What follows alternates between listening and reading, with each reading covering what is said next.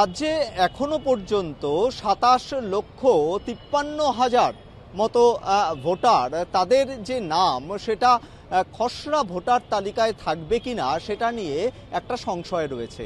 এর মধ্যে বেশ কয়েকটি ক্যাটাগরি রয়েছে, তার মধ্যে রয়েছে মৃত ভোটার, যেটা কমিশন সূত্রে জানা যাচ্ছে যে মৃত ভোটার রয়েছে প্রায় ১৫ লক্ষের মতো। এছাড়া স্থায়ীভাবে স্থানান্তরিত ভোটার, এমনকি ডুপ্লিকেট ভোটার যাদের একাধিক বিধানসভায় যাদের নাম রয়েছে ভোটার তালিকায়, এছাড়া নিখোঁজ ভোটার অর্থাৎ যাদের কোনো ট্রেস পাওয়া যায়নি।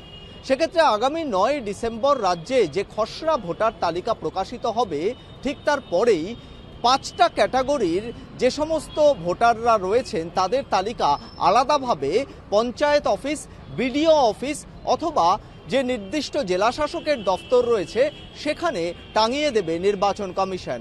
এছাড়া অনলাইনেও এই ৫টা আলাদা আলাদা ক্যাটাগরির যাদের নাম খসড়া ভোটার তালিকায় থাকবে না তাদের নাম দেখা যাবে এই নির্দিষ্ট যে ৫টা ক্যাটাগরির তালিকা হবে সেখানে।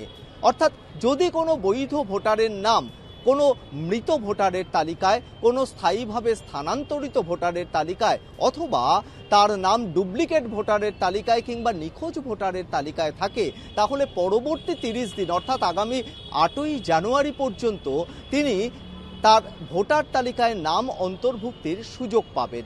এছাড়া আরও একটি নির্দিষ্ট ক্যাটাগরির কথা জানিয়েছে নির্বাচন কমিশন, যে যত সংখ্যক এনুমারেশন ফর্ম বিলি করা হয়েছে তার মধ্যে আনকালেক্টেড অর্থাৎ যে সমস্ত এনুমারেশন ফর্ম কত সংখ্যক তারা পাননি সেই সংখ্যাটাও কিন্তু আলাদাভাবে জানাবে নির্বাচন কমিশন।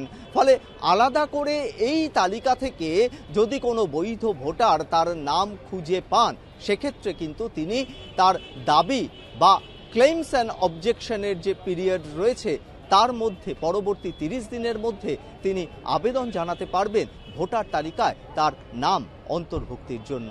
ক্যামেরায় সন্দীপ সোমের সঙ্গে সত্যসুন্দর ভট্টাচার্য, কলকাতা টিভি।